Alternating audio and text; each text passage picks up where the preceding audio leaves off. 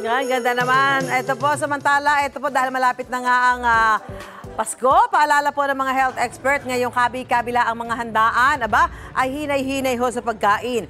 Karaniwan po ang pagkakaroon ng hypertension sa ganitong panahon. At live mula sa San Juan, may unang balita, si Bam Alegre. Bam? Susan, good morning. Kaliwat kanan yung mga Christmas party at pinaghahandaan na rin yung mga pangmalakasang Noche Buena. Pero kasabay ng holiday season, kailangan din daw bantayan ang Holiday Heart Syndrome. Holiday Heart Syndrome. Wala itong kinalaman sa feelings, lalo sa mga samahang malalamig ang Pasko.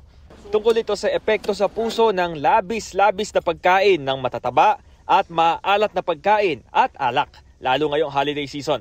Ayon kay Dr. Emmanuel Dimal ng National Nutrition Council, isa sa mga common holiday health concern ng hypertension. Base raw sa ilang pag-aaral noong 2019 at 2022, mas mataas ang mga kaso ng hypertension at high cholesterol tuwing Christmas season.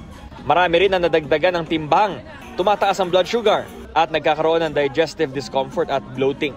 Paano kaya binabalanse ng ilang Pinoy ang pagsasaya sa pagiging maingat sa kalusugan kapag holidays? Papawis daw, sabi ni Benji Vallarta. Siyempre, maraming pagkain. But pag marami kang kinain, you have to excrete those bad elements na pumasok sa katawan mo. And then, exercise. I walk 10,000 steps every day. Si Ina Sending naman sasabak na sa Christmas party mamaya kaya pumondo na rin ng exercise ngayong umaga. Inano ko na yung sariling katawan ko para mamaya ready na ako. Nag-walking ako para maging mamaya, maging good ang health ko. Si Nicolas Obinario naman tila napadayat na rin at naiwasan ng overeating kasi limited daw ang budget ngayong taon sa handaan. Basta lang, unti lang yung handa. Saktong-sakto lang kasi wala namang budget.